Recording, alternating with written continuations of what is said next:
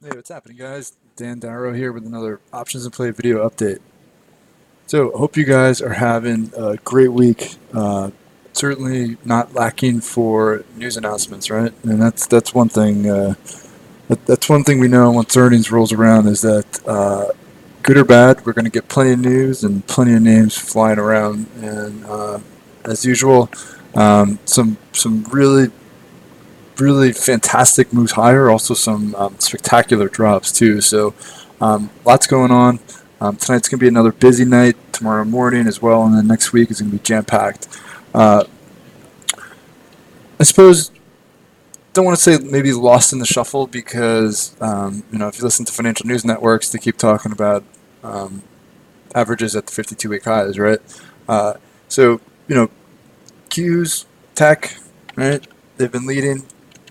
These are certainly where most of the interest has been over the last month and a half. A lot of the recent run in the market has been like the big mega cap tech titans, right? It's done a lot of the heavy lifting. Um, but the S&P, right there, right? So we talked about 280, or I talked about 280 a lot, and a lot of our recent option sessions were spent kind of like focusing on like that significant pivot level, right? So what I really wanted to highlight was just like the importance of it, and then at the time we were talking about it, I wanted to highlight the importance of it technically, also how the options kind of lined up with it, right? So a lot of chopping around, a couple head fakes, but once we finally went, uh, I said the two first, the two targets were A, right, was the gap fill from October, which we obviously closed, and then B, which is to retest the 52-week high, which we're essentially at. We missed it by a few cents earlier in this week, but we are more or less right there, right? When you have a $60 rebound and you get within 60 cents of the previous high, I consider that a retest. So we basically have closed the gap and now hit the secondary target, right? So what's above this? Well, there's nothing above this. You're looking for a potential move to 300 because it's a big round number. I've seen some analysts start talking about 300 as an area of focus, um, but really what you're watching is as long as the trend holds, and right now you can see the 8 EMA, just this really fantastic area of support underneath, right? As long as that holds, we're probably just going to keep grinding. And again, I mean, a lot of this is due to tech. So if you're watching the XLK, you can see that this is even more impressive. I mean, it's really only spent one session underneath its 20-day. So just this really incredible grind. So underneath, things are still acting strong. Yes, we have hit the secondary target, but now we could keep extending. And as long as these moving averages underneath keep providing this really powerful support, there's really nothing indicating that it's going to stop. All right. So I'm watching 300.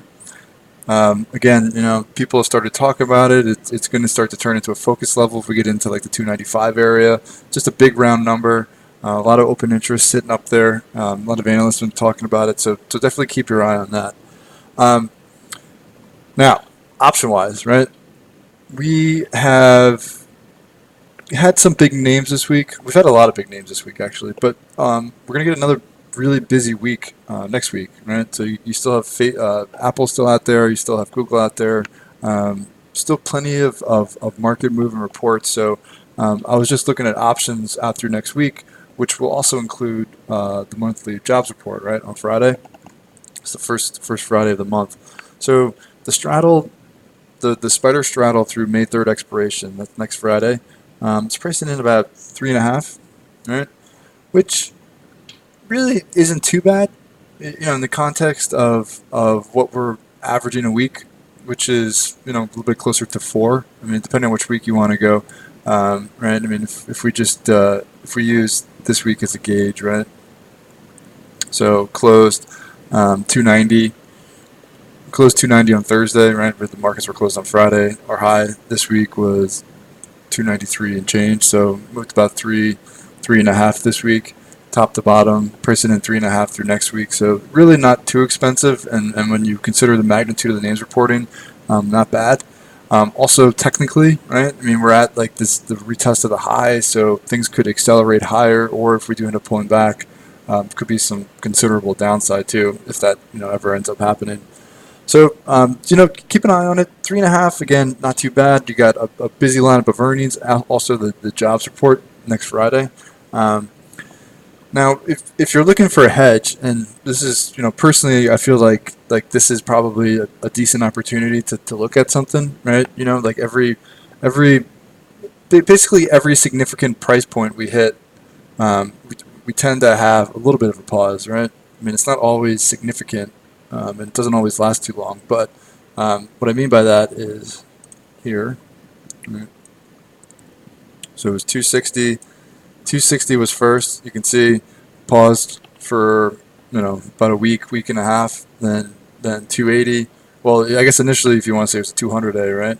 So the 200-day paused, then we got to 280, and that was about a month. And now we're bumping back up into the 52-week highs. So, you could say that maybe we're due for a pause or a pullback. In these prior instances, we had some sort of pullback, and it wasn't always material, but we did have a pullback, right? So you could be looking for a hedge. It's probably not a bad idea considering how far and how fast we've rallied. So what I like to do with the hedges, I spent one of the sessions talking about the hedge ratio. So if you're looking at that, you kind of want to figure out what you want to hedge, right? If it's like a broad hedge, if it's like a basket of stocks, right? Then you want to like dig down into like the makeup of what you're trying to hedge. Just for like a broad hedge here, like an SPY, right? I like to have about 2 months until expiration, right? So 2 months is ideal, just because can be very challenging timing a pullback. So I kind of like to have like 2 months time frame.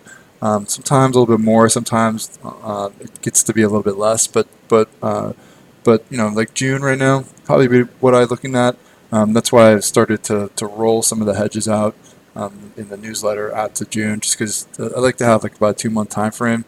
And you're basically looking for, I'd say about a 10-point retracement. So targeting something in like the maybe the mid to high 280s, right? Because that seems about par for the course. When we failed the 280 the first time, pulled back, it was about $10.